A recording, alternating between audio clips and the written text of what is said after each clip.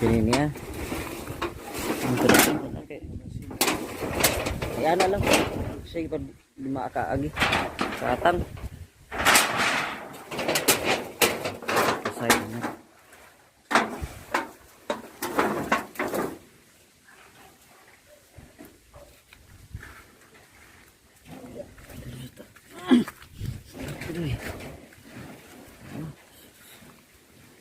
Subay ta, subay. Ilakang ng papa niya. Ilakang na pwede ay ko. 5 taon na. Ikwato ya. Okay naman siguro iko ano. Yung luar na tani. Kaya gato tadi jutom katarog pugod to. Oh my goodness, tingnan nyo mga mamen. Ano nangyari dito? Ito yung sitwasyon sa bahay ng aking bayaw. Ayan. Nadagana ng niyog yung gitna ng bahay nila.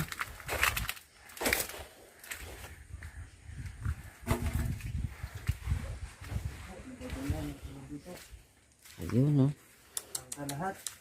Tanggal lahat.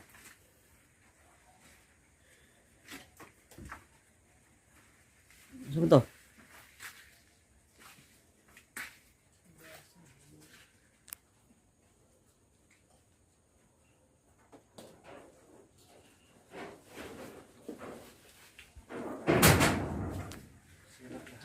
Pero yung isang kwarto wala eh. Naliki oh. Gabok ang imong kahoy dito ito nakuan na. Ito sa lobby na. Oo. Nagbawag ka na. Wala may hangin de. Oh, itong fiber oh. Ay manok. Kugman ako oh. Una kalihok.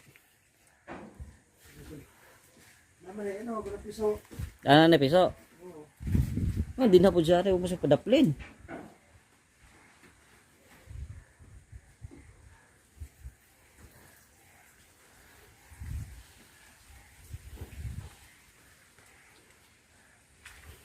Pwede daw ako kining fiber na ito. Nakuha na ni.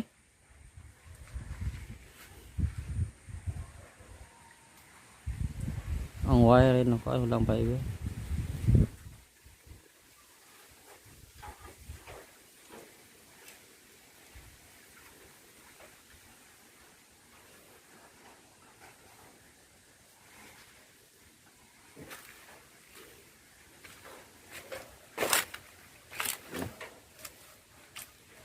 Ito yung nangyari sa bahay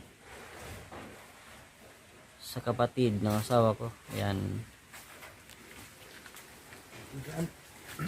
Pasukin namin.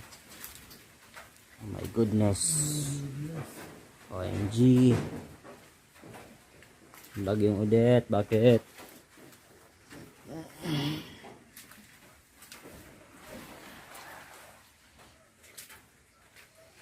Yun oh, saking bubong.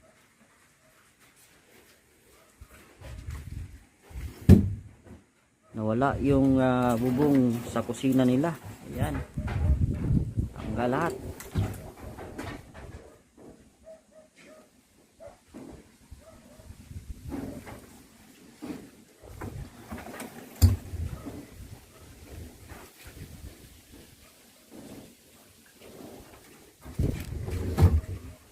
Lumala pala, no? Oo, lumala talaga. Lumala sa ano, lubi. Oo, tungkol sa lobby po na. Sulog tayo. Pasok. OMG. Lumala nga. Yan yung nakano talaga, oh. Naku, ang good. Kapit kayo po nabawag, oh. Ano? Ang lobby yun. Niyog. Karating niyog.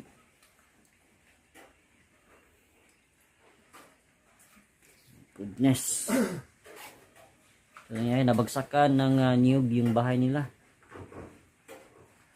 Bahay ng kapatid ng asawa ko. So dito kami balikan yung nakaupo. Buti na lang walang masyadong natamaan sa amin, no? Pero yung isa, yung anak ng kapatid ng asawa ko na ano din, natamaan sa ulo. Yung ano, nito. Nasugatan.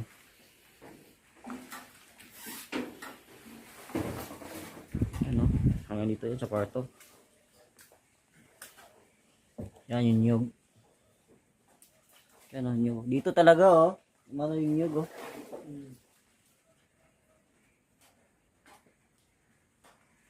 Stilan eh. Yan, nakalat yung nyug oh.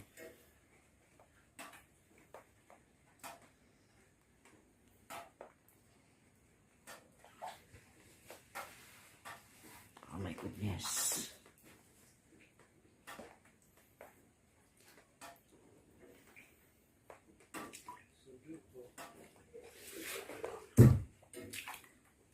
Mukha yung tubig dyan oh.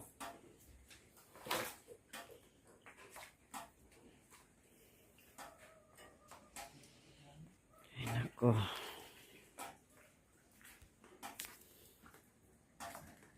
Ang taas ng salba pa na pag hindi mabasa.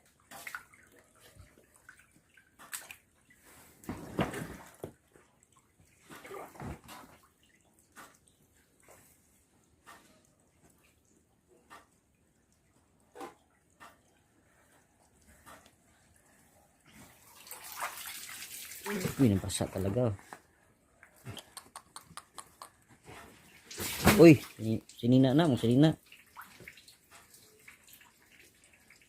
Basa yun.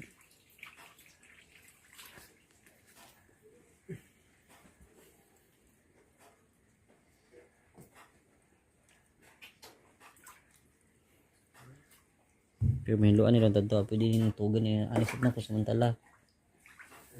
Ini sa kwarto na ni. Dito.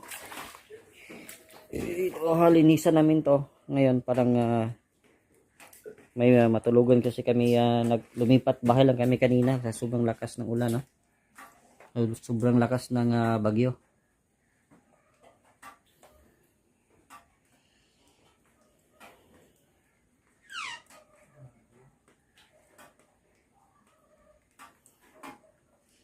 Sige na nila, tingnan nyo. Wala yung bubong talaga.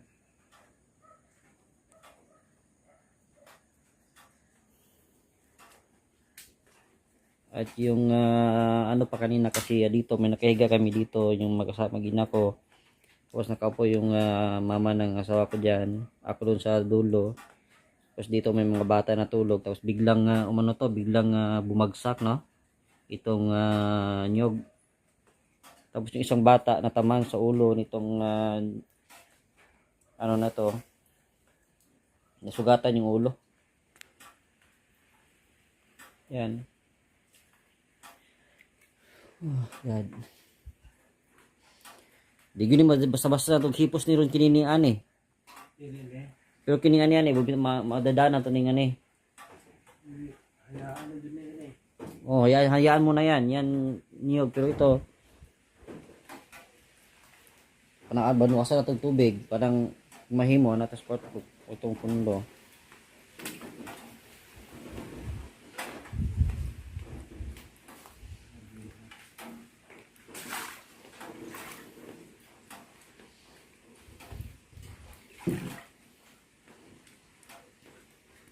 Siguro dito yan. Ito yung bara.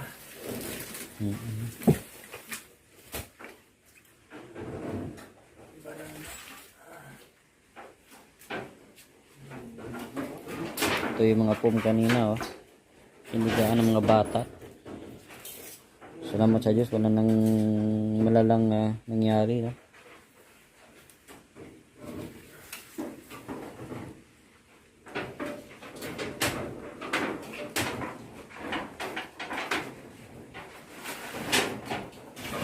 Imagine niyo, no, mga mamen, dito may natutulog yung mga bata, mag-ina ko. Dito sa may sala dyan, mayroon natutulog dyan. Kasi sa kabilang bahay lumipat kami dito kasi nga is alam namin safe dito. Tapos biglang bumagsak to. Hindi namin alam kung bakit dumating dito, no? Sa ano kasi yan, sa bandang Manayo pa yan. Baka natangay ng hangin din to, itong nyug na to, no? So buti na lang walang masyadong malalang nangyari. May nasugatan lang ng ulo yung isang bata, no? Anak ng kapatid ng asawa ko. Ayan.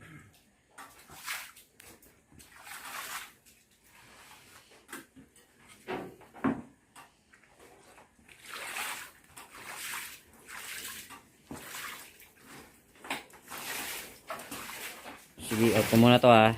See you later.